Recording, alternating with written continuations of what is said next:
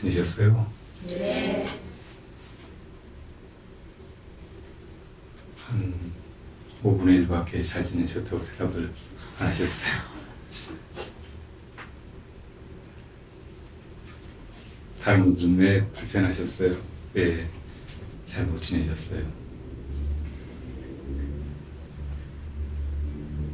아, 왜 때문에요?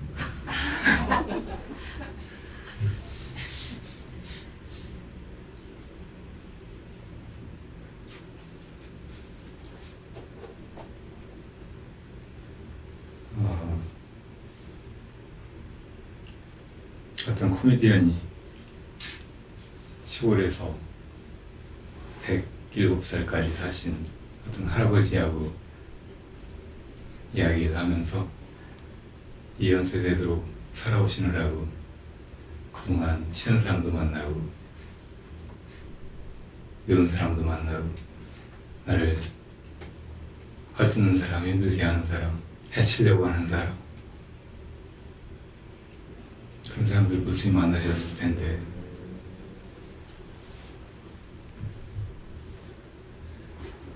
어떻게 그런 사람들을 대하고 또 지금까지 살아오셨어요 하고 물으니까 그 할아버지가 그냥 뒀지만 내서 다 뒤접히네.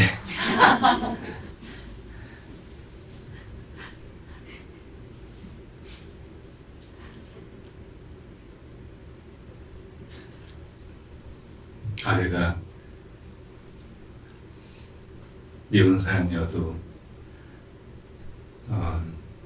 그런 미운 감정에 휘둘리는 것, 이건 우리 문제이고 우리 마음의 괴로움, 번뇌입니다.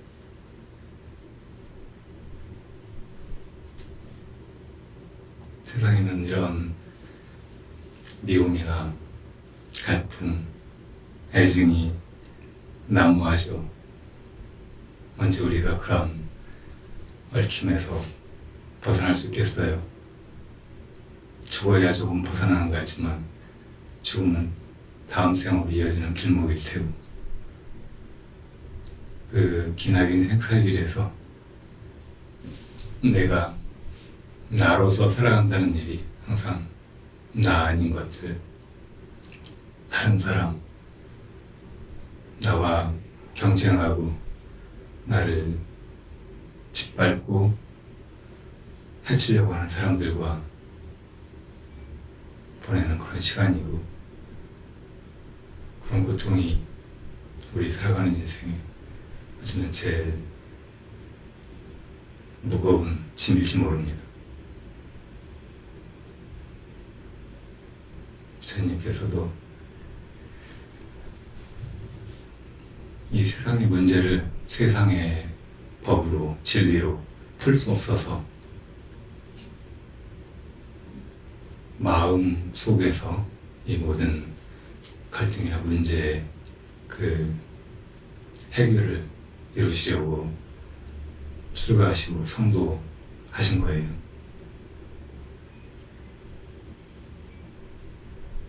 우리 마음의 본성이 본래 너 나가 없고 옳고 그름이 없고 다툼이나 갈등 온갖 이 생사의 질곡에서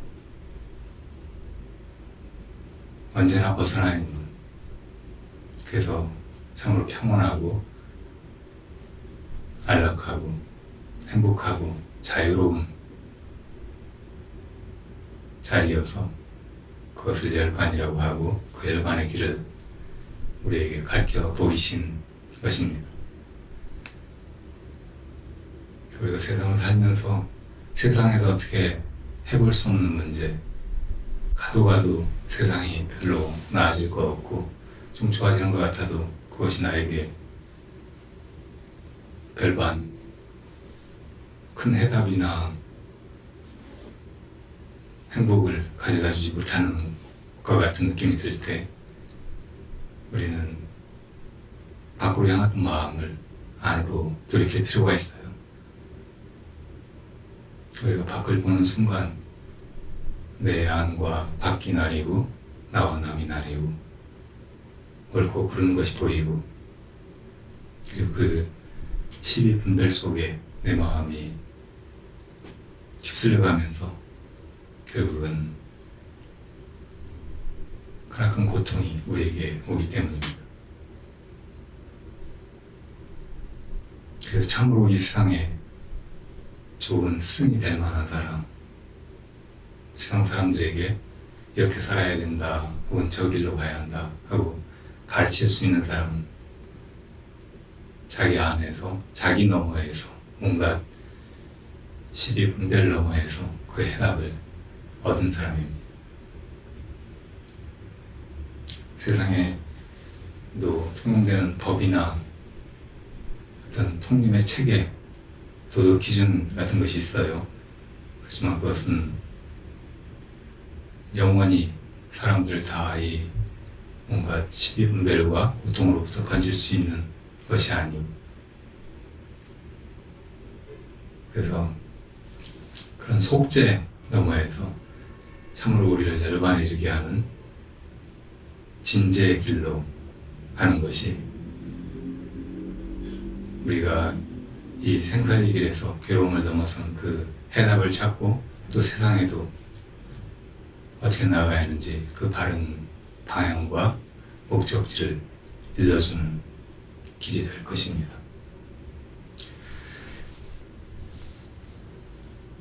아베의 아버지는 아베 신타로 외상이었어요.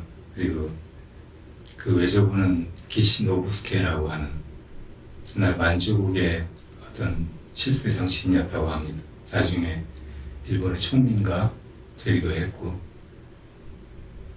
근데 이 아베 신타로도 그렇고 기시노부스케도 그렇고 자기 조상이 조선 사람이라고 말했대요. 임진왜란 이후에 임진왜란 때 일본으로 이주해간, 그리고 그 전에 조상은 어쩌면 발해에서 내려온,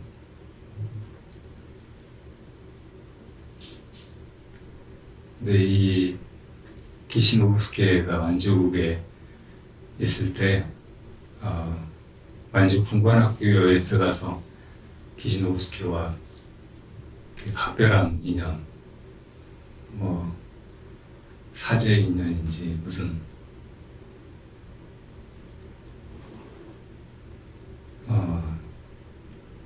죽음과 신화의 인연인지 그런 게 생긴 사람이 바로 박정희 전 대통령이에요. 박정희가 창씨개명하고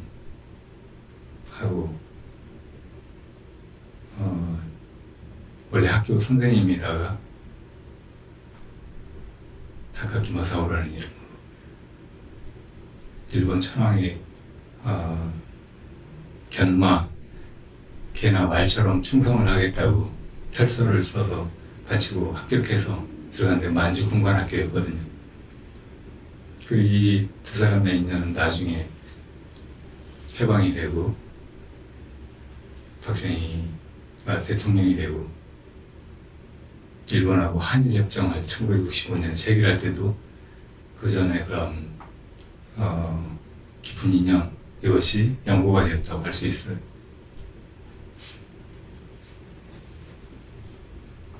지금 우리가 아베 저 나쁜 놈 새끼 저 미쳤나, 저런 또라이가 있나, 뭐 이렇게 속으로 욕을 해대는 그런 인연이 역사를 거슬러 올라가면 그렇게 기묘하게 얽혀있고 꼬여있고 다 같은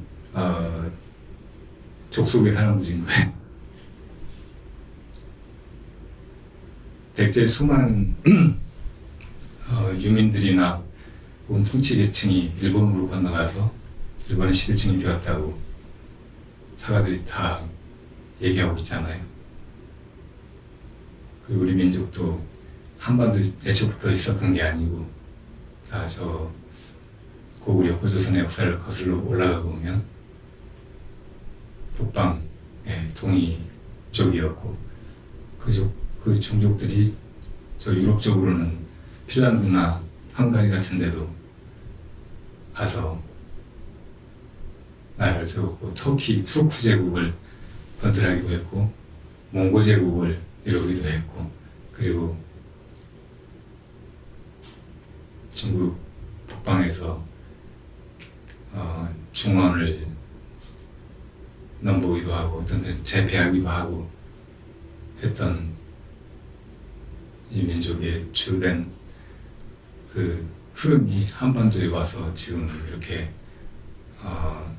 한국이라고 하는 나라 안에 있다고 보면 다 같은 민족이고 역사의 흐름에서 이리저리 옮겨다니고 각기 다른 나라를 이루고 대적하기도 하고 싸우기도 하고 했지만 이게 다 남의 일이 아닌 거예요. 우리 집안의 일인 것이죠.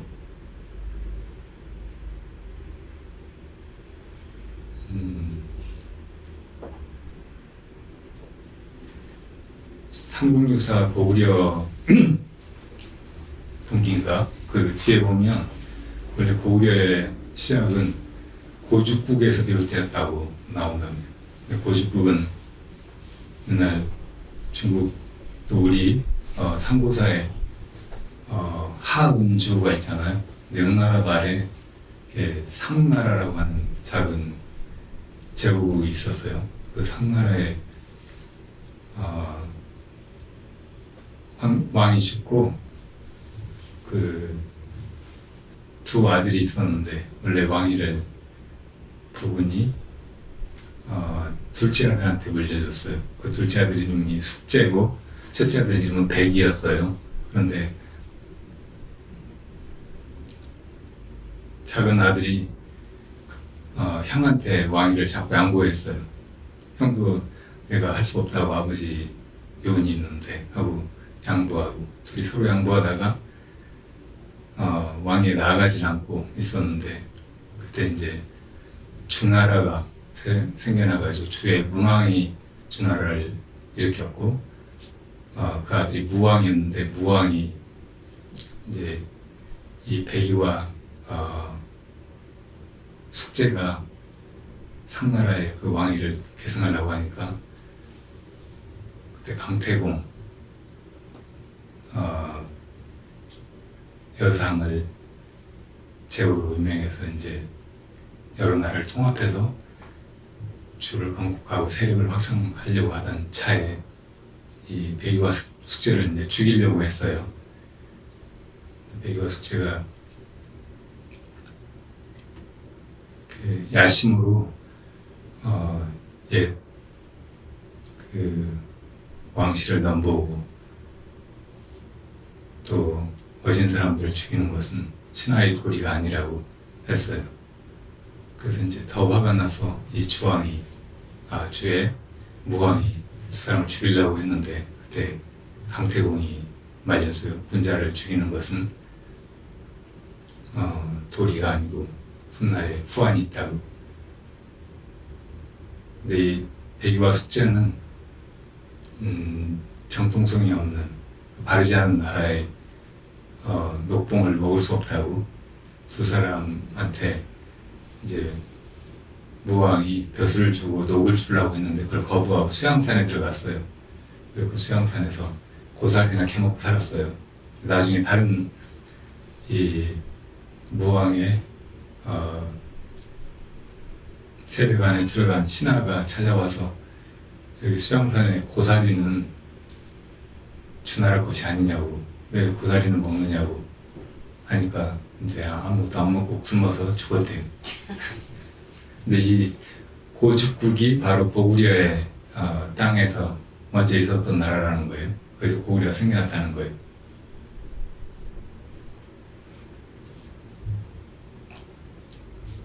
그러니까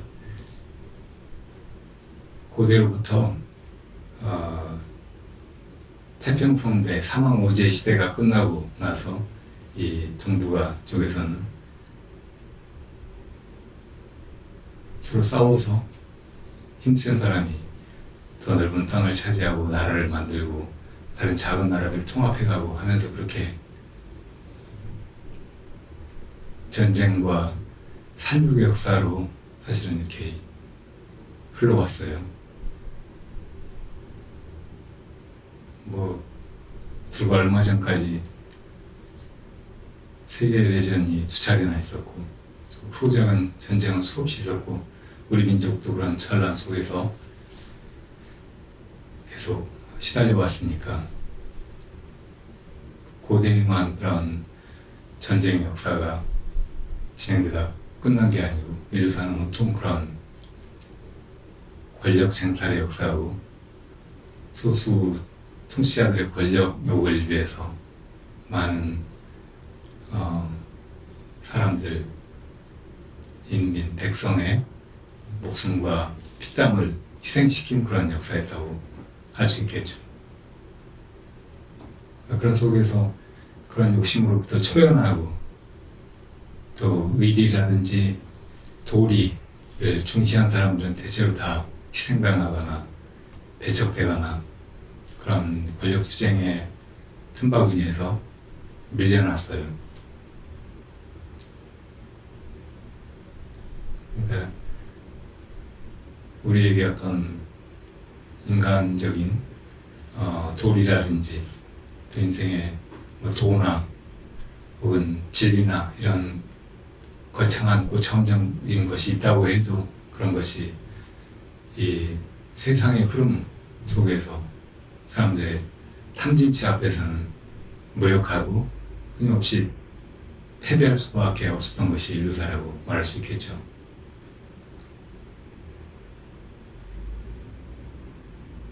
우리는 여기 잠깐 부처님의 매력과 그분이 가셨던 길을 한번 되돌아볼 필요가 있습니다. 부처님도 왕족으로 태어났잖아요. 원래 이 지금 경전에 의하면 태고에 이 인간 세상이 시작된 것은 천상의 신들이 여기 땅이 좋으니까 여기 와서 살기 시작하면서 비롯됐다고 하셨어요. 처음에는 다 욕심도 없고 몸도 무게가 없고 그래서 하늘 날아다니고 뭐 재산을 가지거나 서로 다투거나 하는 일은 전혀 없었는데 처음에 물부터 마시기 시작하고 또 무슨 곡식, 열매, 과일 이런 걸 먹기 시작하면서 이제 몸은 무거워지고 땅에 살게 되고 인간이 되고 그리고 이제 더 많이 가지려고 하고 자기 거라고 경계를 표시하고 또 남의 걸 욕심내고 빼앗고 자기 걸 또 창고에 저장하고 뭐 이렇게 하면서 분쟁이 생기니까 그 분쟁을 해결하는 통치 계급으로 생겨난 것이 크샤트리아의 왕족.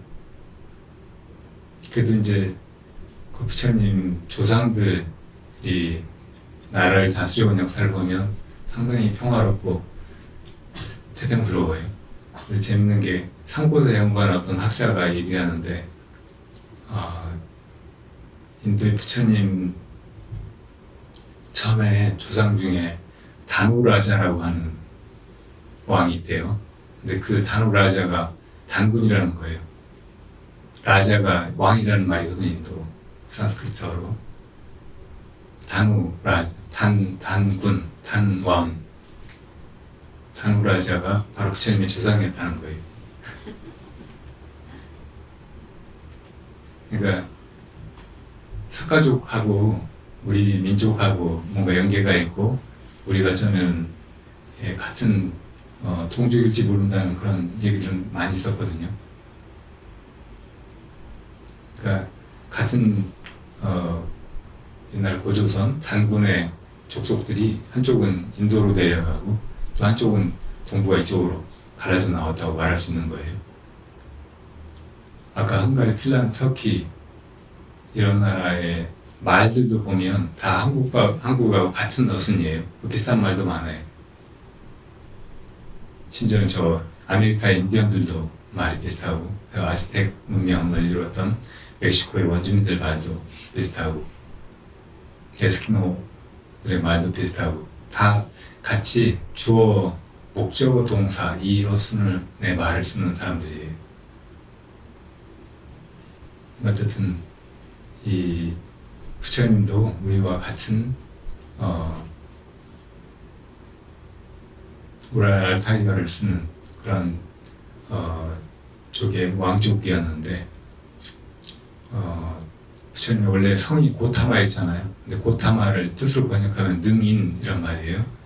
부처님의 왕족이 쭉 이렇게 내려오다가 감자왕인가 하는 왕이 아들을 뒀는데 새로 왕후가 오면서 이 아들들을 시기해서 왕이 이제 이 아들을 다른 데 나가서 살아라고 내보냈어요.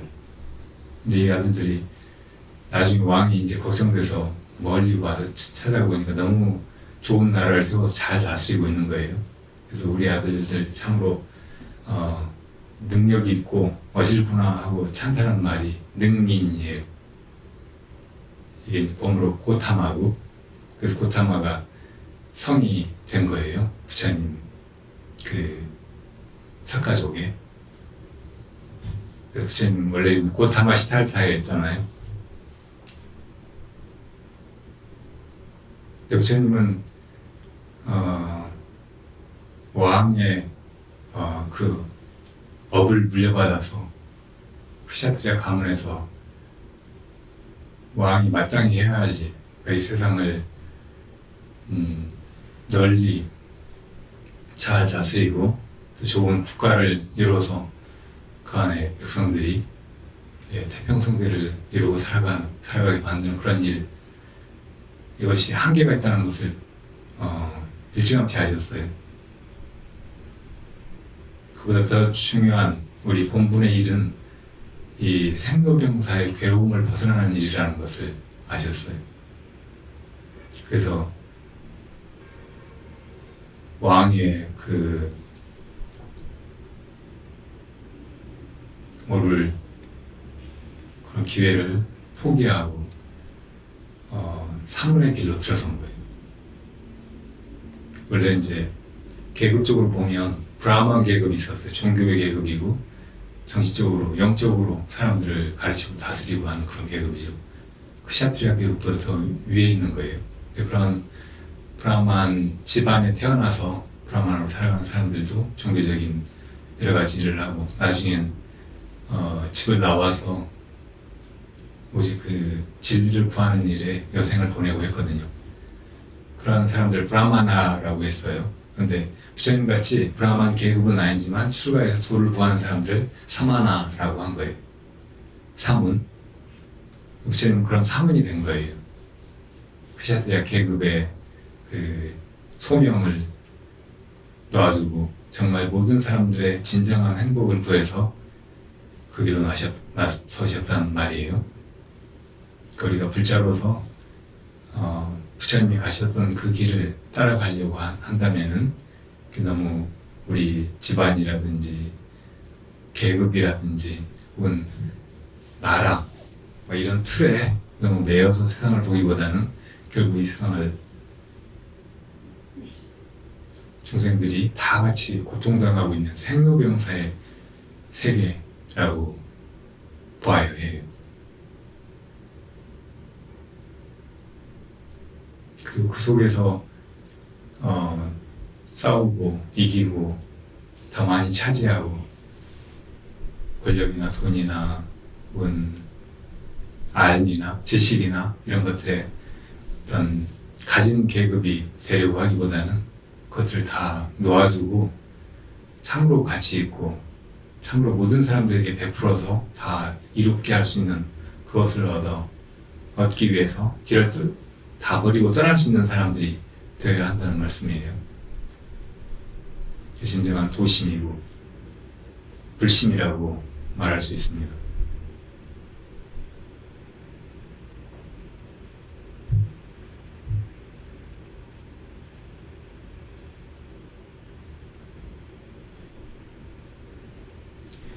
아베가 저렇게 말도 안 되는 수출 규제를 하고 하면서 묘하게도 한국을 공경에 빠뜨리거나 경제적으로 이렇게 발전해 나가는 추세를 역전시키려고 저렇게 하는지 모르겠는데 이게 한국 사람들에게는 오히려 단합하게 하는 계기를 주고 또 한국 경제도 이런 위기를 치고 나가서 더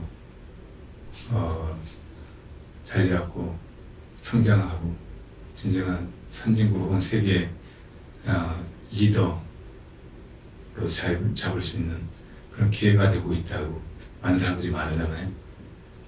그래서 아베 저 나쁜 놈 하기보다는 아베 땡큐 그렇게 생각하는 분들이 더 많은 것 같아요. 일본 저렇게 나오면서 한국의 정치도 너무 보수와 진보가 극명하게 대립하고 막 하면서 이렇게 친일 혹은 극일 뭐 이런 프레임이 사람들 많이 나누고 있다가 지금은 이제 다시 그것도 넘어서서 한국 사람들 더 진실한 애국자들, 애국을 위해서 자기 안위라든지 자기 입장이라든지 자기 진영 세력을 넘어설 수 있는 그런 큰 사람들로 만들어주는 것 같아요. 우리 마음이 더 키워져서 불신이 되었으면 하는 생각이에요. 누구든지 다 이 세상의 괴로움을 보고 출가할 생각을 하고 조를 구하는 길로 나섭니다. 이 세상의 괴로움은 나만의 괴로움이 아니에요. 주위 어디를 둘러봐도 누구를 보아도 그 마음이 정말 편안하고 행복하고 만족해하는 것 같지 않으니까 그 사람들 마음을 그렇게 무슨 도움으로라도 좋게 만들어주고 싶은데 내가 지혜도 없고 힘도 없고 하니까 그 지혜와 힘을 얻기 위해서 나서는 길이죠. 그 마음은 사람들 사이에 자타의 분별이나 이기심이나 거기서 비롯되는 온갖 이기적인 행태 이런 걸 다 넘어설 수 있어야 하고 또 그걸 꼬집고 질타하고 하기보다는 잘 아우고 돌이키게 만들고 오히려 베풀어주고 위로해 줌으로써 사람들이 이 길로 가야 하는구나, 이 길이 다 우리가 함께 행복해지는 길이로구나 하고 그 길로 나서게 만드는 것이야 그런 방향 제시여야 하고 그런 입금이어야 하죠. 그런 다른 사람을 자기 권세 밑에 엎드리게 복종하게 하는 것이 아니고 다른 사람들을 위하고 살려주고 더 행복해지도록 내가 나를 내려놓고 헌신하고 하는 그런 모습이어야 해요. 그렇게 할 때 비로소 사람은 마음이 달라지고 자기 안에 있는 진정한 이타심이나 선의가 눈을 뜨거든요. 저기 질문이 있는데요. 조금 이따가 하세요.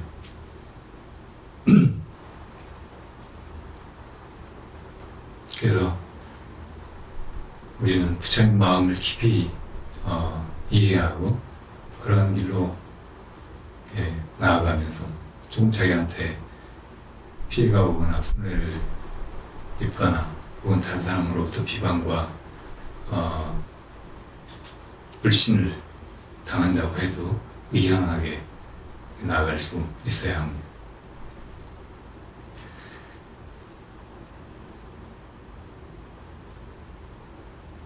이 세상은 그런 사람들이 이렇게 스승이 되어야 하고 리더가 되어야 하고 그런 세상이 되어 나갈 때 비로소 희망을 갖게 돼요. 지금처럼 사람들이 속에 정치적인 야심, 권력욕을 가지고 자기 국회의원 하겠다, 대통령 하겠다 하고 나서서 그런 사람들한테 투표하고 해서 그런 사람들이 이 세상을 아주 근사한 세상으로 공약한 대로 그렇게 만들어줄 거라고 기대하기는 너무 막막해요. 그러니까 우리 불자들이 먼저 진정한 불심으로 우리 안에 탐진치를 먼저 떠나서 내 마음 안에 진정한 지혜와 자비심을 바라고 그 힘으로 다른 사람들 돕고 위하고 나를 헌신하고 그래서 그렇게 나아갈 때 비로소 새로운 세상은 참으로 아름다운 인간들이 가능한 대저를 갈 것이라고 생각합니다. 이것이 이제 이 세상에 있는 유일한 진리예요. 부처님이 발견하신 이것이 진재입니다. 본성을 깨닫는 그런 길로, 내면의 길로, 세상의 부경화나 온갖 가치들 우선 이것들이 우리를 다 열반해하는 길이 아니니까 접어두고 떠나는 그 길에서 제일 중요한 것은 먼저 이와 같은 바른 지견을 가지는 것이에요. 우리 존재가 그렇구나. 우리가 그런 길로 가야 하는구나. 이 지견조차도 사람이 제 소견으로 갖기는 참 힘들어요. 부처님 같은 분이 나와서 그런 모습을, 그런 삶의 자취를 보여주시면서 그렇게 법을 설하셔야 비로소 알죠.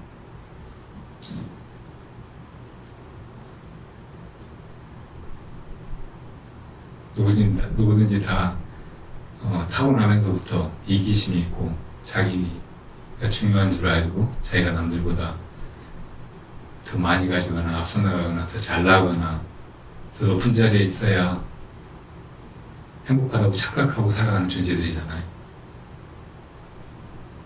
이런 어찌 보면 어리석은 문명의 그런 소견을 다 지니고 있는데 이것을 깨트리는 것은 큰 용기가 필요해요.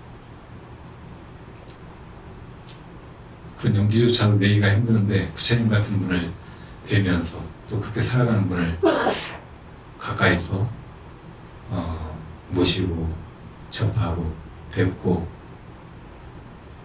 가르침을 받고 하면서 이제 일어나는 거예요. 그 마음이 싹쓰는 거예요.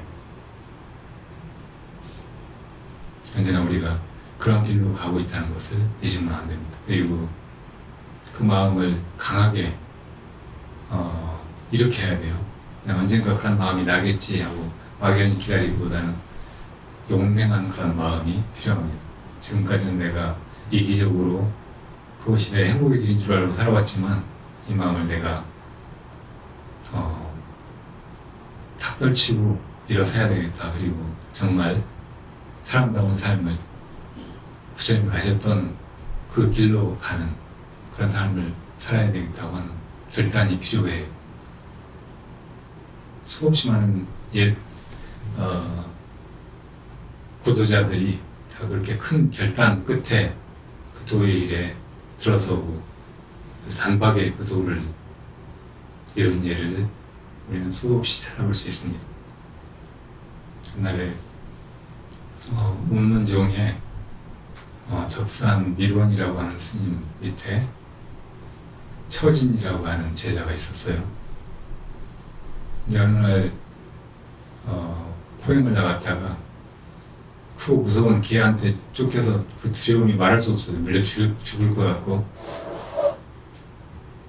그래서 이제 와서 대중들한테 그 얘기를 했더니 그 얘기가 승리에까지 들어갔어요. 밀원 선사가 처진을 부릅니다. 다음에 또 그 개를 만나거든 이렇게 두려움에 쫓겨오지 말고 정신을 바짝 차리고 그 개가 너를 물라고 덤벼들거든 이 머리를 개 아가리에다 집어넣으라고. 근데 이 제자가 너무 얼토당토하는 도저히 불가능한 그런 주문을 하신다고 생각하지 않고 그렇게 하겠다고 맹세를 했어요. 그래도 나중에 포용을 나왔다가 진짜 그 개가 저번에 이제 자기한테 쫓겨가는 놈이라 원만하게 보고 또 그런 거면 던져왔어요. 그러니까 처진 정신을 바짝 차리고, 근데 처진이 무자와를 들고 있었어요. 걔한테 불성이 있습니까 없습니까? 그러니까 교수님이 무 없다 그러셨잖아요. 그 와들을 들고 있다가 걔가 진짜 막 하고 물라고 입을 벌리는 순간 머리를 갖다 집어넣어 버렸어요. 머리가 깨물리는 순간 깨쳐버렸어요.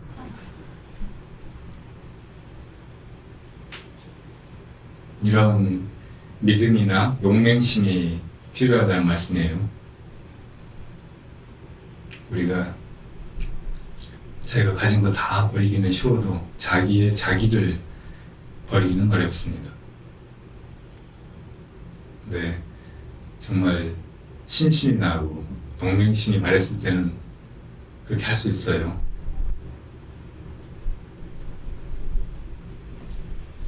그런 기적 같은 일이 우리 안에서도 일어날 수 있어요. 옛날 저 전라남도 화순에 있는 쌍봉사라는 절에 탑 형태로 된 불당이 있었어요. 근데 그 법당에 불이 나서 이제 다 그냥 타서 없어졌는데 지금 있는 그 법당은 다시 복원한 거예요. 어떤 농부가 절에서 불길이 솟으니까 달려갔는데 보니까 법당에 불이 나고 그 순간에 저 안에 부처님 끌어내야 되는데 이런 생각이 들었대요. 근데 그냥 불이 너무 무섭게 치솟아 오르고 연기며 불길이 막 도저히 뛰어들어갈 엄두가 안 나는데 저 부처님 구해야 되겠다는 생각 때문에 아무데나 막 달려들어가서 뭘 어떻게 해볼까 하다가 보니까 냄비가 있더래요. 그래서 그 냄비를 머리에다 뒤집어 쓰고 무조건 뛰어들어가서 부처님을 들고 나왔다는 거예요. 근데 법당은 다 사버렸어요. 나중에 사람들이 다 놀리는 거예요. 부처님을 한 사람이 들고 나왔다고 하니까. 그래서 얼마나 무거운가 들어보려고 하는데 4사람이 들어도 들기가 힘들더래요.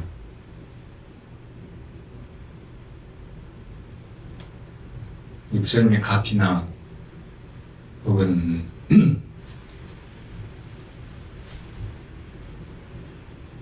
그 안에 부처님의 영험이라고 말하기보다는 그 사람 마음에 숨겨져 있던 힘이에요. 저 부처님 구해야 된다. 내가 좀 되거나 문제가 생기더라도 뛰어들어서 일단 구해야 되겠다고 생각하고 뛰어드니까 그런 힘이 나오는 거예요. 우리 안에 그런 힘이 있다고요. 다 그와 같은 마음으로 자기 안에 나태한 마음, 무기력한 마음, 또 어설픈 이기주의 이런 거를 떨쳐버릴 수 있어야 비로소 큰 구도심이 바라고 부처님의 대지혜와 대자비심이 우리 안에서 돈발하게 되는 것입니다.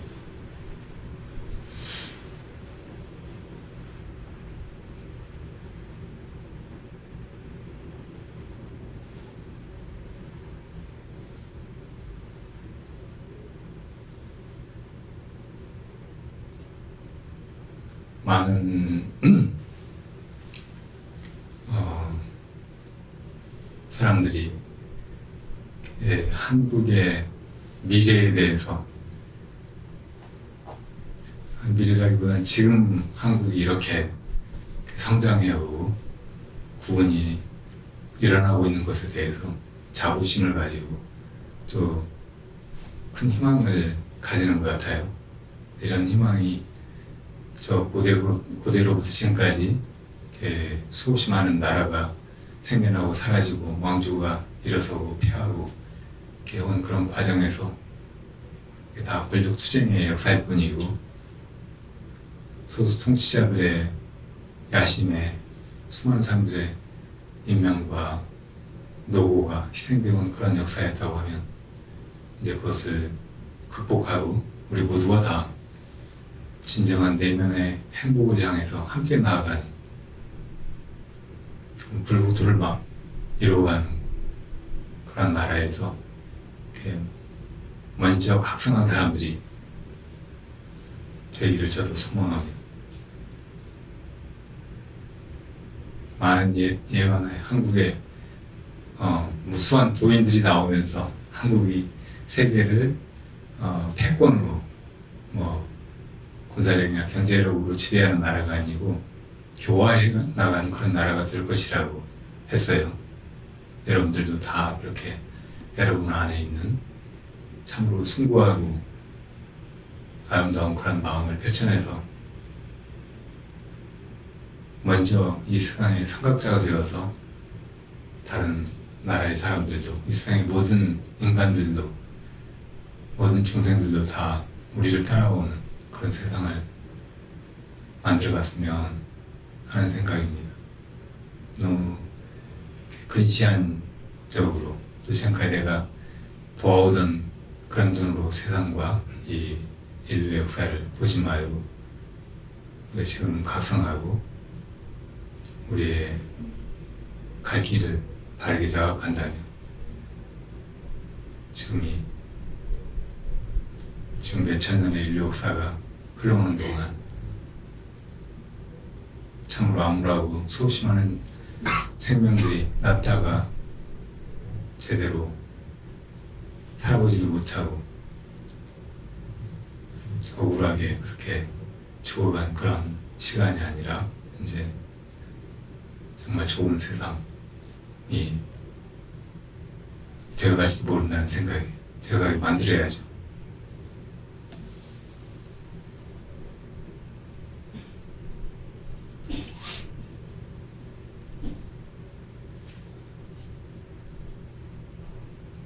자, 질문 있으면 질문을 좀 받고 정리하겠습니다. 네.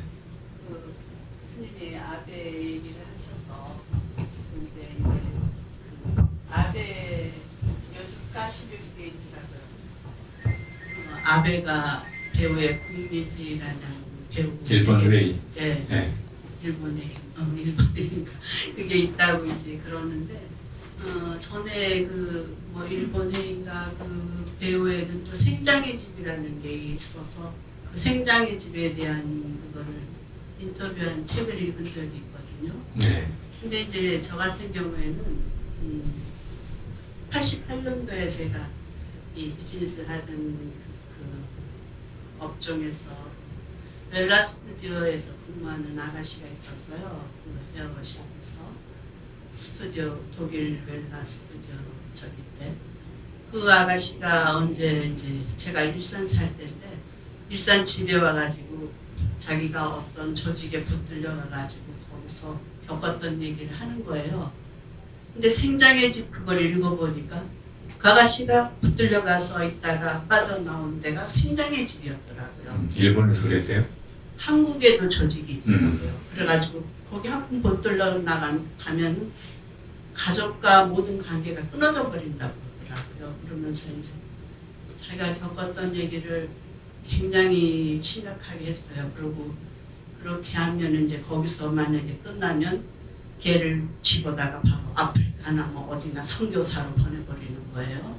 근데 거기 그 아가씨 하는 얘기는 아무나 생장의 집 회원들이 아무나 픽을 안 해요.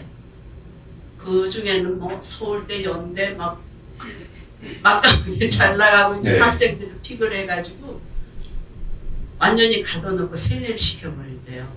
그렇게 해가지고 이제 있는데 지도 붙들려 갔다가 거기서 탈출해 나오면서 굉장히 많은 고통을 겪었다는 얘기를 하는데 그때는 그게 생장의 집인지 몰랐어요. 근데 이제 최근에 미국에서 나와가지고 한국에 와서 책을 읽었는데 뭐 일본의 생장의 집 그 아베에 대해서 이제 연결된 그거를 보는데 정말로 아베 배우에 그게 있는지 그게 갑자기 궁금해졌어요. 네. 내가 아비가 굉장히 무섭대요. 그래서 아비를 함부로 네. 건드릴 수가 없다고 그러죠. 아베도 그렇고 아까 키시노부스케도 그렇고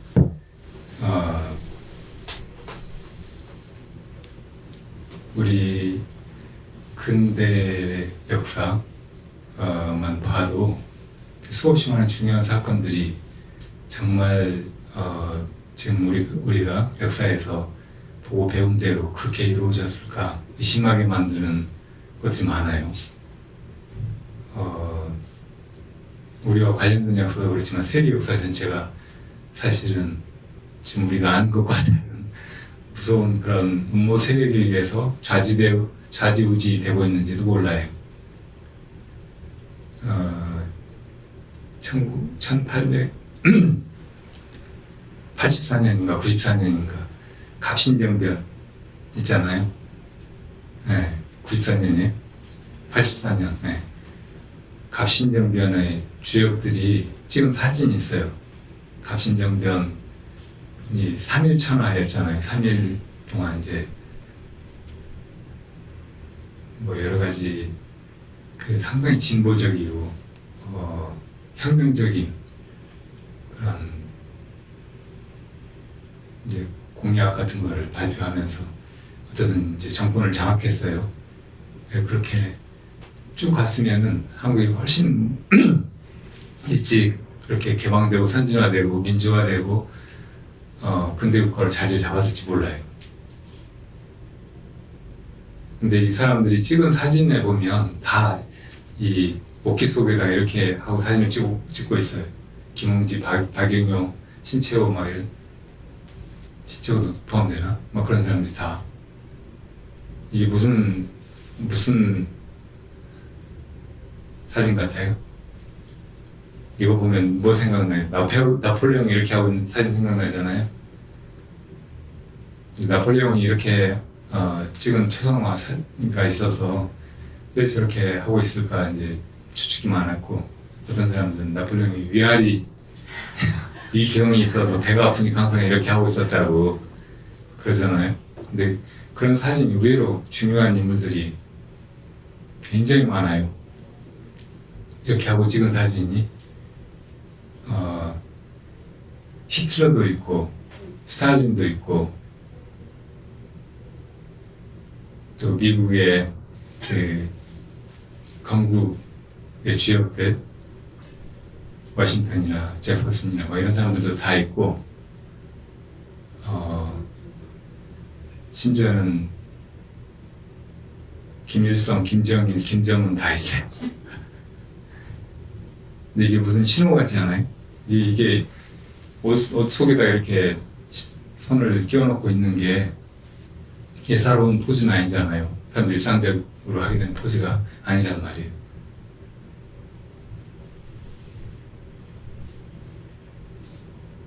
그래서 이제 음모론 같은 게 생겨나는 거죠.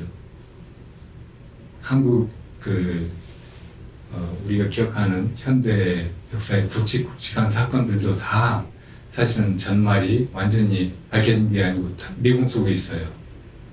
아주 많이. 우리 최근에 큰 사건들, 황우석 사태, 또 천안함 사태, 세월호 사건, 또 이명박 박근혜 때 이렇게 선거들, 대통령 선거, 노무현 대통령이 죽은 일, 이런 것들 뒤에 뭔가 우리가 잘 알지 못하는 음모나 기획이나 혹은 조종하는 그런 세력이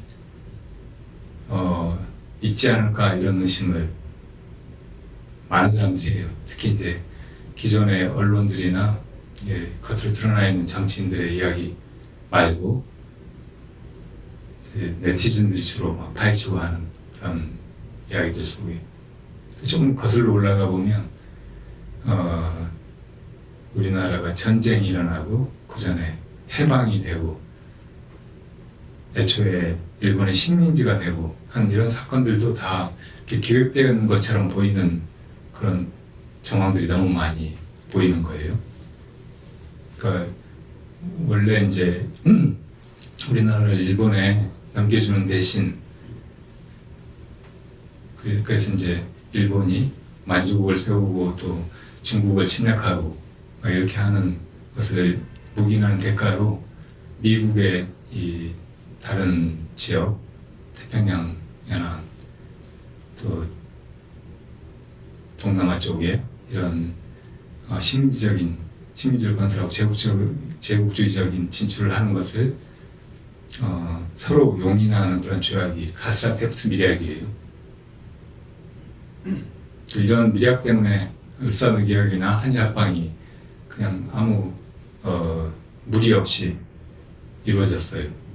뭐 그 사이에 러일 전쟁이라든지 이렇게 뭐 그런 것도 있지만 세력 싸움이라든지 국가 간의 어떤 서로 이 한반도를 차지하려고 하는 그런 싸움도 있기는 하지만 그런 것조차도 굉장히 의구심을 일으킬 만큼 그때 사실은 군사력이라든지 뭐 이런저런 여건으로 비춰봤을 때 납득이 잘 안 가는 부분이 많이 있는 거예요. 나중에 한국이 해방되는 것도 우리 힘으로 나라를 찾은 게 아니고 히로시마에 원자폭탄이 투하되면서 일본이 항복하고 그리고 이제 한국이 분단되고 또 6.25 전쟁이 일어나고 이렇게 한 그런 과정들도 잘 보면 너무 미심쩍어요. 6.25 전쟁만 해도 왜 그렇게 이승만 남한의 대통령은 북진 통일을 주장하고 있었는데 그 전쟁이 나던 6월 25일에 다 군 장교들을 휴가를 보냈는지 또 왜 그 직전에 미국은 미국의 이 동부와 방어선이 일본 오키나와라고 하면서 미군을 다 일본으로 철수해 버렸는지 그러니까 북한이 이렇게 침공에 내려오기 좋게 막 그렇게 조건을 다 만들어 놓은 거예요. 단박에 낙동강까지 내려와 버렸잖아요. 그렇게 낙동강까지 내려오게 해놓고 이제 또 유엔군을 투입하기 위해서 인천 상륙작전을 한다고. 그런 게 다 미군을 이 한반도에 투입해가지고 한반도의 전쟁을 이용해서 거기서 이익을 얻는 세력들이 뭔가 차지하기 위해서 계획한 것처럼 보인단 말이에요. 일본이 저렇게 처음에 원자폭탄 투하로 완전히 경제가 무너지고 국가가 해체될 위기에 있다가 다시 이제 경제를 일으키게 된 게 한국전쟁 특수 때문이었다고 하잖아요. 뭐 이래저래 한 일들이 다 그냥 벌어진 일이 아니고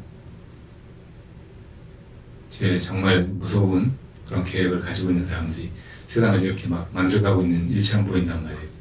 박정희는 아까 말했듯이 일본의 군관학교의 장교였는데 이 사람이 나중에 남로당에 가입해서 활동하다가 여순 사건 때 그 남로당 점조직으로 되어 있던 요원들 명단을 다 넘기고 그 대가로 자기가 이제 그 위기에서 벗어나잖아요. 사형을 면하잖아요. 그랬던 사람인데 이 사람을 한국의 대통령으로도 만들었어요. 5.16 혁명 일어난 그 과정을 봐도 거의 그냥 그렇게 조장한 것처럼 아무런 저항 없이 그냥 가서 청와대 한강을 넘어서 그냥 쿠데타를 성공시켰단 말이에요. 그리고 그 사람을 계속 지원하고 막 이래저래 해서 한국의 경제 발전을 이뤘다고 하는데 아까 그 기신 오브스케가 만주국에서 실험했던 게 다 박정희가 뒤따라서 했던 거래요. 경제개발 5개년계 새마을운동 비슷한 거 막 이런 것들이 다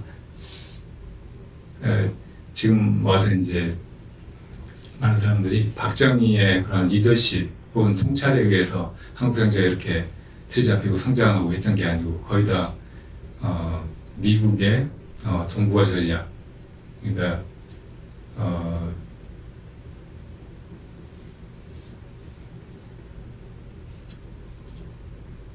동서냉전구도에서 이 계속 이제 자본주의가 이렇게 무너져가고 공산주의가 여기저기 이제 혁명을 성공시키고 이렇게 하는 걸 보면서 이 체제 경쟁에서 경제적으로 자본주의가 밀리면은 사람들은 당연히 이제 평등이나 이렇게 분배 공정 이런 걸 외치면서 이제 공산주의식으로 변해가고 그러면은 이 흐름을 막을 수가 없다고 판단하고 한국을 지정해서 이 경제 개발을 성공시키는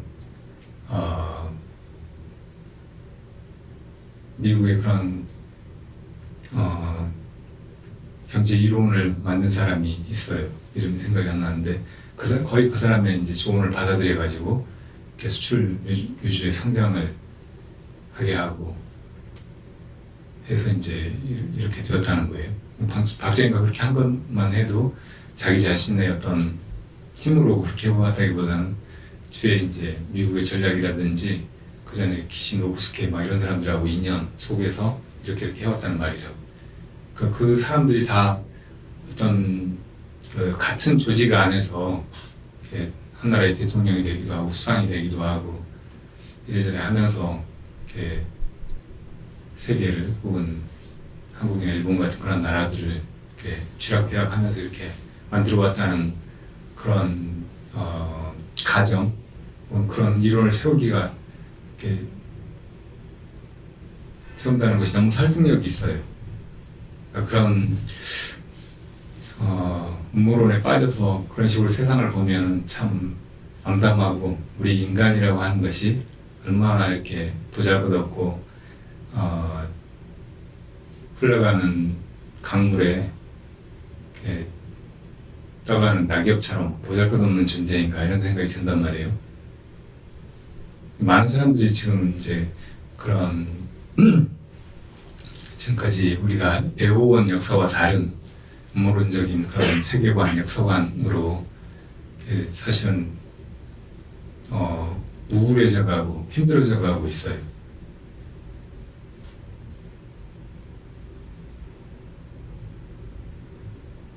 그래서 이제 어떤 사람들은 이런 걸 바로잡아야 한다. 인간의 존엄성이나 생명, 주권 이런 것들이 이렇게 무력하게 무너져가는 것 이것이 민주주의나 혹은 인류사의 발전 이런 이름으로 이렇게 자행되는 것은 승복할 수 없다 하고 그런 음모를 까발리거나 혹은 거기 저항하거나 하려는 사람들이 있어요. 근데 이런 사람들이 또 이제 많이 그런 세력들에게 제거된다는 거예요. 우리 주변에도 보면은 참 알 수 없는 그런 죽음들이 많잖아요. 자살로 이렇게 가려지는 그런 죽음들. 그런 거 생각하면 참 이런 얘기 한다는 것도 무서운 일이라고.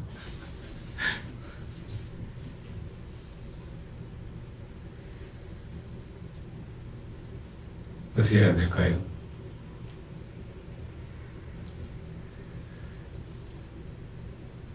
저도 이런 얘기를 이제 옛날 그 속가의 친구들한테 들어 얘기를 해봤어요. 그랬더니 뭐 언론사에 있는 친구도 있고 법조계에 있는 친구도 있고 그런데 처음에는 그 음모론이야 왜 그런 말에 스님이 속아서 막 흔들리느냐고 우려하고 걱정하고 어이없어하고 그러더라고요. 그런데 나중에는 이제 조금씩 수긍을 하는 거예요.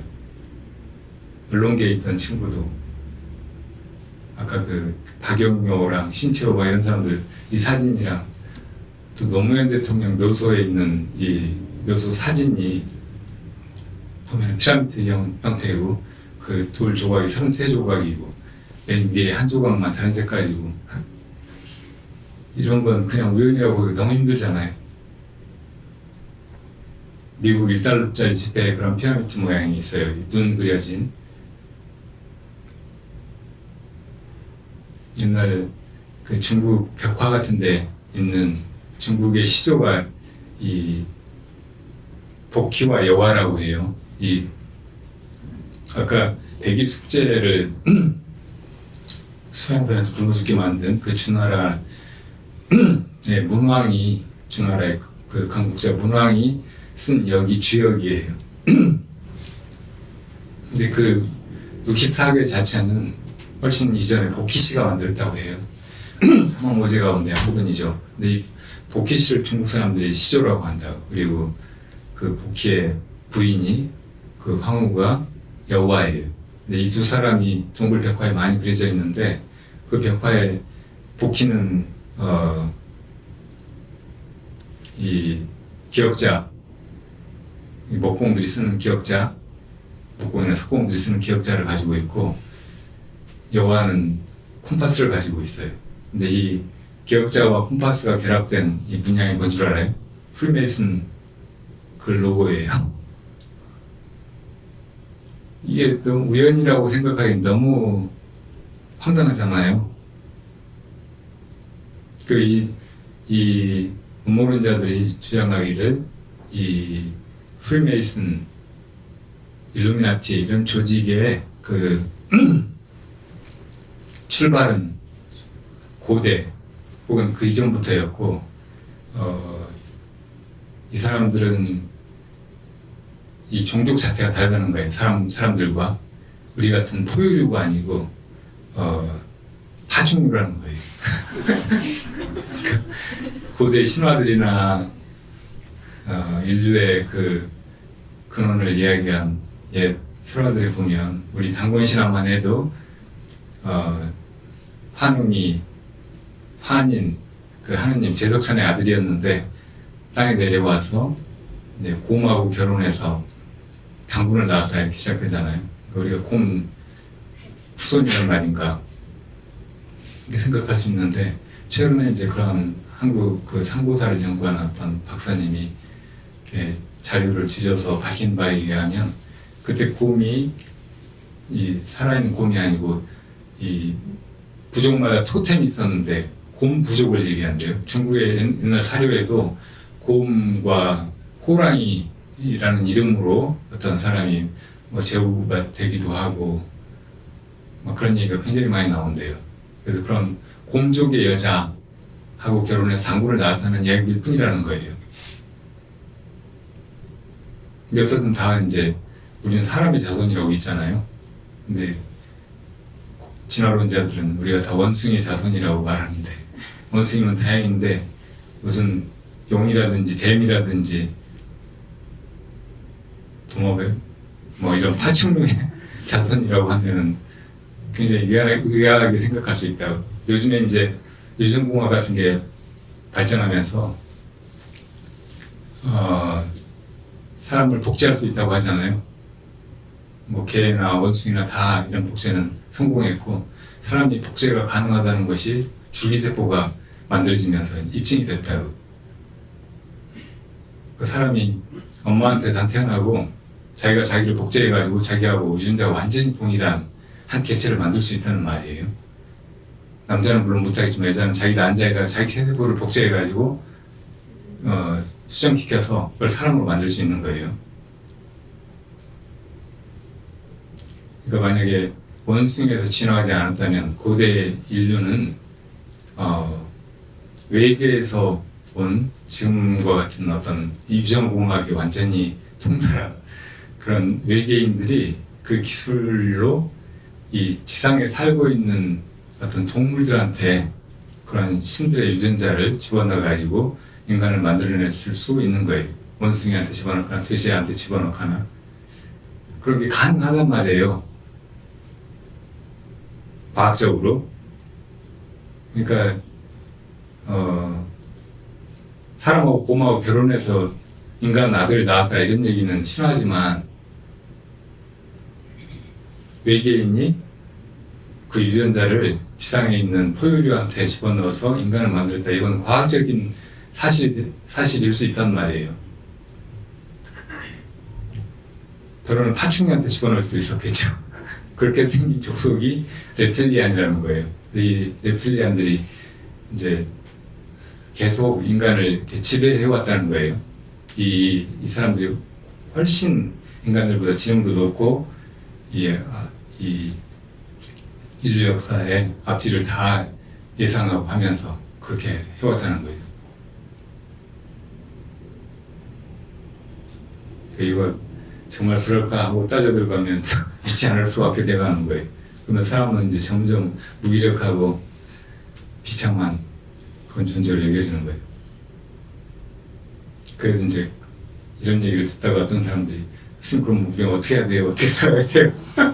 이렇게 묻는 사람들 있잖아요. 근데 정말 중요한 건 우리 존재예요.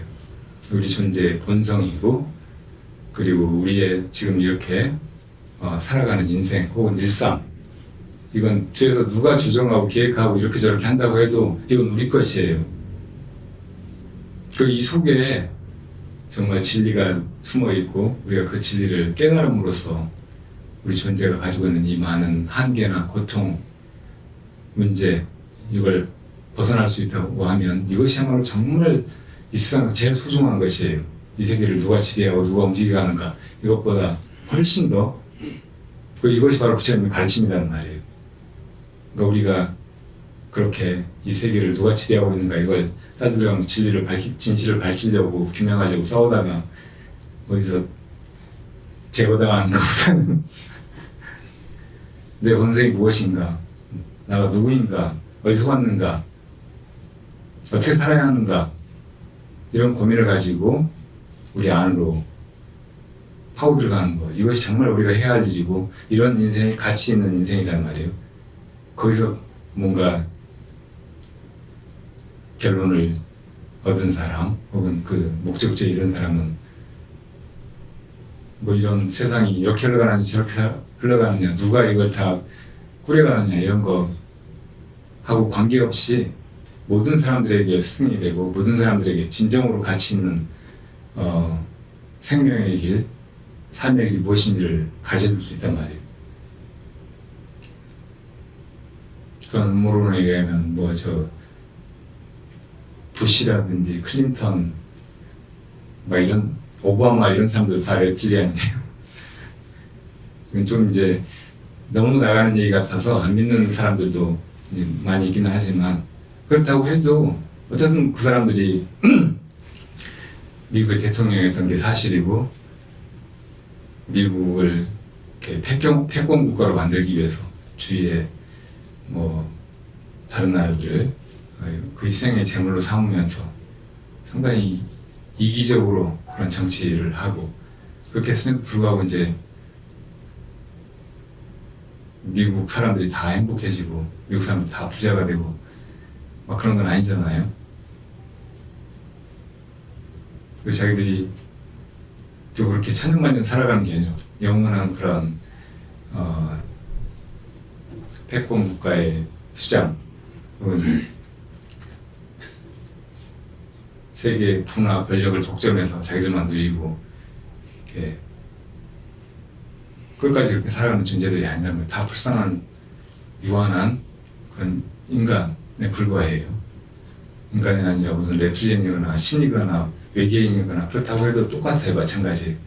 부처님도 인간뿐만 아니고 이 인간 세계 위에 수없이 많은 신들의 세계가 있지만 그 신들 역시 다 인간과 다름없이 안에 탐진치가 있고 그 탐진치를 벗어나지 못하는 한은 언젠가 그 복된 삶도 끝나게 되고 이 윤회의 길에서 계속 맴돌게 된다고 설하시면서 그 천상에 가는 것을 우리 인간의 구원이라고 말한다든지 혹은 그것만을 바라고 이렇게 살아가는 인생이 바른 길이 아니라고 하시면서 열반의 길을 가르쳐 보신 것이잖아요.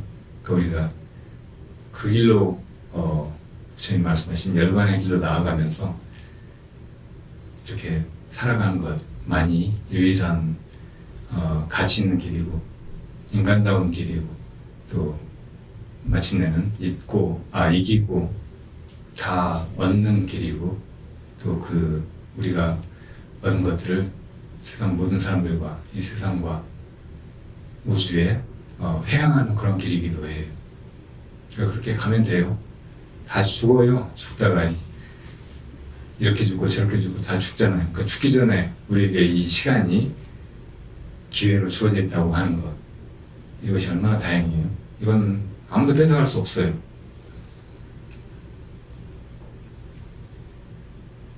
아마 이 세상에 무슨 일들이 벌어지고 있는가 혹은 그때 무슨 일이 일어나는가 이런 거는 지금의 역사하고는 완전히 다른 새로운 어떤 그 규명이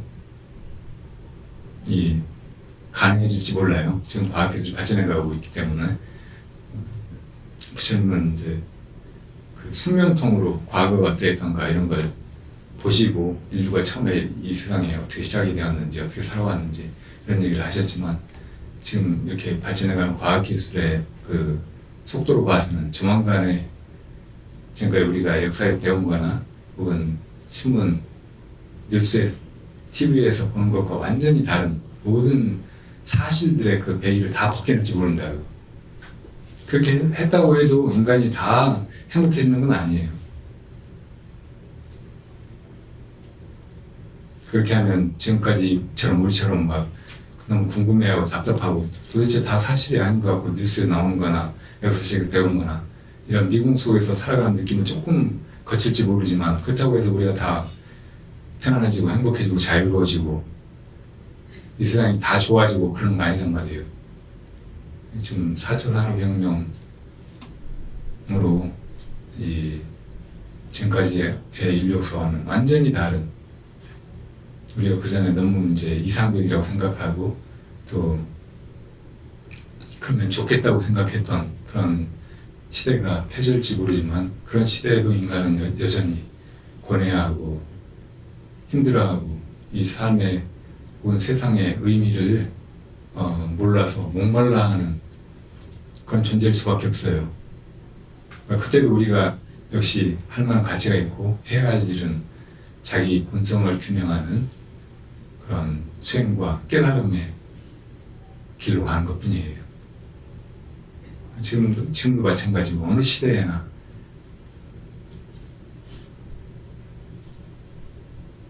이 세상이 어떻게 흘러가고 있는가 여기에 대해서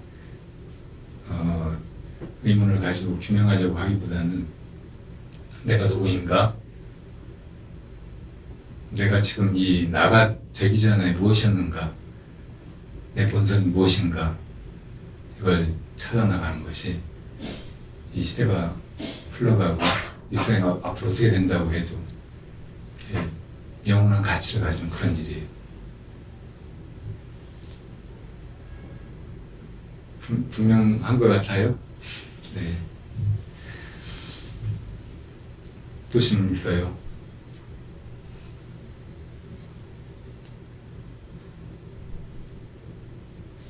네. 네. 오늘 또 한번 죄송합니다. 이제 말 줄이고 생각도 줄인다고 했는데요. 말도 줄이고 생각도 네. 줄인다고 했는데요. 네. 생각이 더 나게 됐어요. 네. 그냥 오늘 마무리는 재미난 얘기를 하나 할게요. 네. 옛날에 들은 얘기인데요.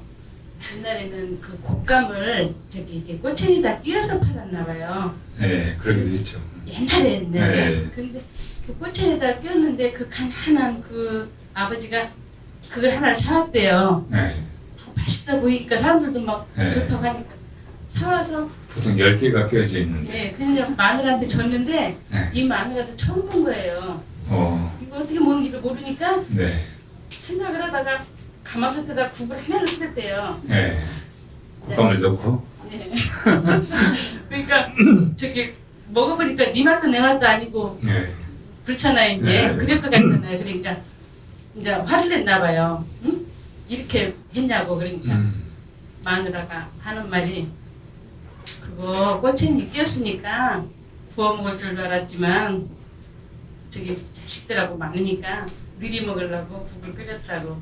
네. 근데 별로 스님 웃기는데요. 네? 별로 웃기지 않은 게 별로 안 웃긴데요. 제가 이제 어떤 귀한 선물을 받았어요. 네. 귀한 선물을 받았는데 이거를 뭔지도 잘 모르겠고 그래서 처음 보는 물건이라 식빵에다 찍어 먹어봤어요. 식빵에다 찍어 먹어보고 또 물에다 타서 먹어보고 뭐를요? 네, 꿀이요. 꿀을. 근데 그게 그렇게 귀하다는데 네. 처음 보는 거니까 잘 모르니까 그렇게 그냥 조금만 먹어야 된다는데 식빵에다도 찍어 먹어보고 근데 뭐 꿀물에도 좀 조그만 물에 있으니까 네. 물에도 타 먹어보고 네. 별것도 아니구만. 아무도 안 지어 물에 타버리면. 네, 물을 양 많이 잡았으니까요. 그런 일이 있어가지고요. 스님께 재미난 얘기는 아닌데 네. 스님은 다른 분은 잘 몰라도 스님은 알아들으실 것 같아가지고 오늘 그냥 그 꿀물 한 잔에 그냥 밍밍한 꿀물 한 잔에 다 그냥 다른 분들도 잊어버리시라고. 네. 스님 곤란해지실까 봐서. 네. 최근에 제가 지금 입고 있는 옷을 다 그 보살님 양편 거사님이 만들어 주셨어요. 승복도 만들어 주시고. 네. 아니에요. 바지 만들어 주셨잖아요. 그 너무 제가 감사해서 네팔에서 사왔던 석청을 드렸거든요. 근데 마음에 들면 안 될까 봐. 그게 굉장히 약성이 강하다고 할까? 그래서 이게 너무 많이 먹으면 부작용이 심할 수 있어요. 심지어 죽기도 해요. 그래가지고 없던 당뇨가 그래서 이제 같더라고요. 그걸 제가 드리면서 누가 다 먹어요. 제가 약간 당뇨기가 있대요. 근데 그래서 안 먹었어요. 그것 때문에 아닐 거예요. 그냥 조금밖에 빵 네. 한 개밖에 안 찍어 먹었어요. 네.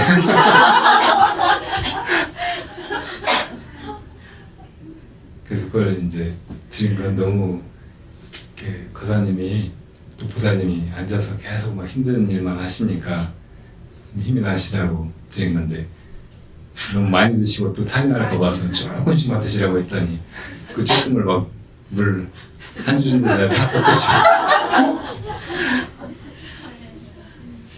맛있는 거 드렸어야 됐는데 죄송합니다. 뭔가 편하게 먹을 수 있는 거 드렸어야 되는데. 아니요. 근데 지금 스님 입으신 거 보니까요. 네. 이렇게 속에다 넣어야 더 멋졌을 것 같네요. 그 지금 보니까. 이거 뭐를요? 여기 단추 이런 거? 이거를 집어넣었으면 더 좋았겠다 지금. 이게 안 보이면 좋았겠다. 아니요. 저기 이게 지금 이게 라운드가 이게 네. 좀 속으로 들어갔으면 좋았겠다 생각이 지금 스님이 아, 알면서 그래요? 있어요. 네. 애 아빠한테 그렇게 전할게요. 아니 나 저는 이게 좋아요. 아, 조금 약간 목이 올라오는 거. 감사합니다. 네. 네, 건강하시고.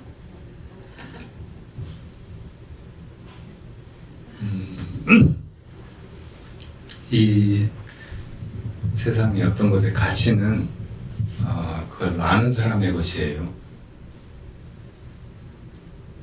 어떤 것의 가치도 딱 정해져 있다고 할 수가 없어요. 어떤 사람은 이 대추차를 너무 좋아해서 이걸 어디서 받으면 너무 좋아하고 감사해야 하고 할지 모르지만 어떤 사람은 싫어해서 이거 그냥 보면 지나치고 왜 이걸 줬느냐고 화낼지도 몰라요. 어떤 것의 가치는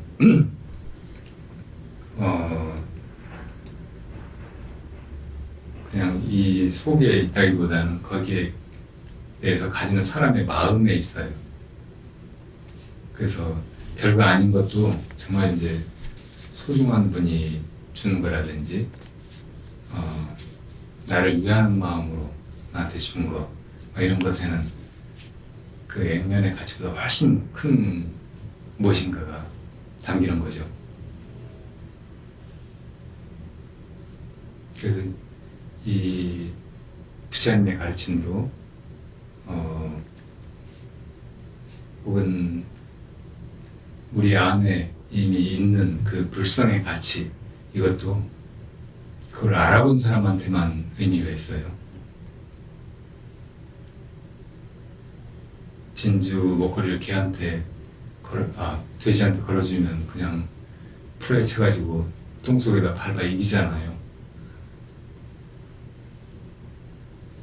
그러니까 우리에게 누구에게나 지금 이 시대에 아파하면서 또 어떻게 살아야 될지 모르고 헤매고 있는 누구에게나 정말 필요한 것은 불법이고 자기 안에 그 불성인데 이것을 우리가 그냥 모르고 지나쳐가는 것이 아니고 그걸 자각해서 이 가치를 한껏 누리고 또 나누고 살아가는 그런 사람들이 되기를 바래요. 이 부처님이 가르쳐 보인 그것은 어디 멀리 있는 우리 밖에 있는 무엇인가가 아니고 우리 자신의 참 존재, 우리 안에 우리 성품이라고. 그래서 이것은 밖에서 찾아 헤매거나 그걸 얻어봐야 하는 게 아니고 이 존재를 깨닫기만 하면 돼요. 부처님 말씀하신 열반은 그 존재의 깨달음이에요. 그 깨달음은 무엇을 새로 아는 것이 아니고 아 이것이 있구나 하고 자기 스스로 알아차리는 일이에요. 임재 스님께서 지금 우리에게 이 순간에도 이 안입이 설신 이 육군 문두에 항상 출입하는 무의 높고 낮고를 따질 수 없는 그 참 사람이 있다고 하셨어요. 지금 이미 이렇게 그것이 있어서 눈으로 세상을 보고 몸으로 이것들을 느끼고 또 생각으로 이것저것을 알고 행하고 그렇게 살고 있잖아요. 이거 없이는 아무것도 할 수 없고 아무것도 이것을 떠나서 의미를 가지거나 존재가 있을 수 없어요. 이게 제일 중요한 거란 말이에요. 근데 이게 이미 있는 것이지 새로 어디서 얻어야 되거나 만들어내야 되거나 하는 것이 전혀 아니란 말이에요. 아 이것이 이미 있구나 하고 이렇게 자각하는 것이 깨달음이에요. 열반에 이르는 일이에요. 만약에 이것의 존재를 밖에서 구하는 사람이 있다면 그 사람은 임재 스님 말씀하시기를 어디서 돌멩이를 주워다가 이게 내 머리인가? 왜 다른 사람들은 다 자기 머리가 있는데 내 머리는 안 보일까 하고 이걸 올려보고 저걸 올려보고 하는 사람과 같다는 거예요. 깨달음을 별다른 것이라고 생각하지 마요. 어떤 사람이 특별한 사람들이 정말 오랜 노고 끝에 이루게 되는 그런 무슨 일이라고 생각하지 마요. 이건 바로 내 안에 이놈이 있구나 하고 자각하는 것 뿐이에요. 이놈이 이렇게 있으니까 보죠. 이놈이 있으니까 생각도 하고 말도 하고 행동도 하고 이렇게 살고 있단 말이에요. 이놈이 있으니까 이 세계가 있고 이 세상에 제일 중요한 것이 바로 이놈이라는 말이에요. 이놈을 이렇게 이놈이 있구나 이렇게 자각하는 거예요. 이놈을 보거나 혹은 잡거나 알거나 해서 이걸 깨닫는 것이 아니에요. 깨달음이라고 하는 것은 볼 수도 없고 알 수도 없고 잡을 수 없는, 왜냐하면 이것 자체가 생겨나지 않는 것이니까, 불생불멸한 것이니까, 있다 없어지는 것이 아니니까 이것이 있어야 뭐 알든지 보든지 잡든지 하죠. 이건 완전히 없다고 할 수 있는 것이 진공 속에 있는 거예요. 그렇지만 없는 것도 아니어서 이것이 온갖 작용을 한다고. 이 모든 작용이 다 참으로 불가사의하고 신비로운 거예요. 미묘한 거예요. 그래서 이 존재를 진공묘유라고 한다고요. 진공묘유한 이 존재를 이것이 있구나 하고 그냥 스스로 철저하게 다시는 잊어버리지 않게 그렇게 인지하는 것, 이것이 깨달음이라고. 이것만 이제 잊지 않으면 이 세상에 아무런 문제도 없어요. 아무것도 두려워할 것이 없고, 그 어떤 고통이 나한테 닥친다고 해도 이것이 그런 현상을 허망되게 겪고 있는 것에 불과해. 이것은 그대로인데 꿈속에서 당하는 일처럼 그런 일을 겪는 거란 말이에요. 그러니까 괜찮아요. 이것의 존재를 완전히 자각하면 꿈속에 누가 나를 때리거나 내 돈을 빌려가서 안 갚거나 나한테 욕을 하거나 해도 꿈이니까 괜찮잖아요. 그런 것처럼 이 세상 모든 고통이나 문제 이것을 꿈결처럼 그렇게 볼 수 있는 거예요. 이것이 고로부터의 해탈인 거예요.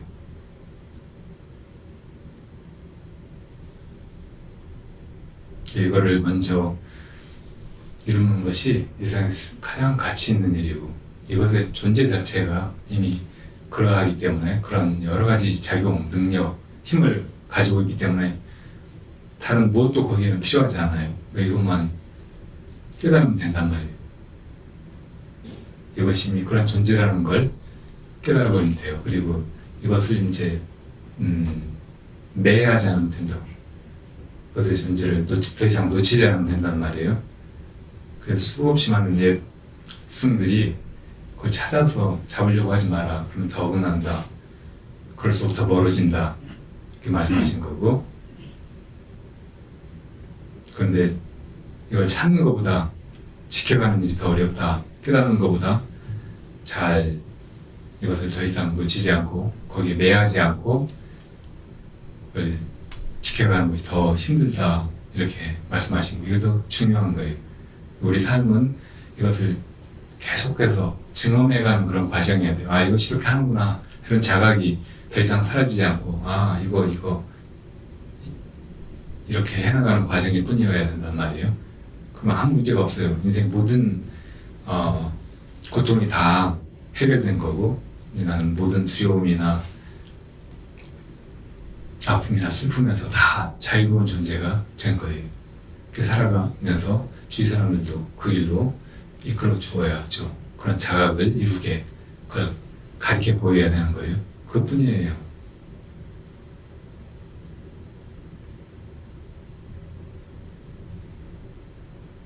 자, 너무 시간이 오래됐는데 오후에는 한 번씩 점검하는 독참 시간이 있어요. 오전에 들은 법문을 잘 염두에 두고 그 안목으로 제가 물어보는 것들에 대답을 해보시면 돼요. 대답을 해가다 보면 이제 아주 분명해지고 더 이상 그것을 놓치지 않게 되어가고 해요. 가끔 돈수냐 정수냐 하는 그런 논쟁을 보잖아요. 근데 이것이 존재, 이것이 있구나, 이것이 이렇게 해가는구나 하고 자각하는 것이 돈오라고 하면 그 다음에 닦음이 있느냐 없느냐 이 문제가 돈수냐 정수냐의 문제일 텐데, 이거 가지고 논쟁적으로 이게 맞나 저게 맞나 할 필요 하나도 없어요. 이것이 존재를 분명히 자각했다면 그것이 항상 그렇게 해나가고 있을 뿐이라는 것을 계속적으로 그 자각을 유지시켜 나가는 일, 이것은 닦음인가 아닌가 이렇게 말로 규정할 수 없는 것이에요. 닦음이 없는 것도 아니고 그 전에 막 수행하고 뭘 구하고 잡으려고 하고 찾으려고 깨달으려고 하고 하는 노력하고는 다른 것이라서 이게 닦음이 아니라고도 말할 수 있어요. 그렇지만 그 속에서 분명히 이것이 이제 더 이상 잊혀지지 않게 더 훨씬 명료하고 분명해지게 그 공능이 드러나서 부처님같이 우리가 살 수 있게 되어가는 것이니까,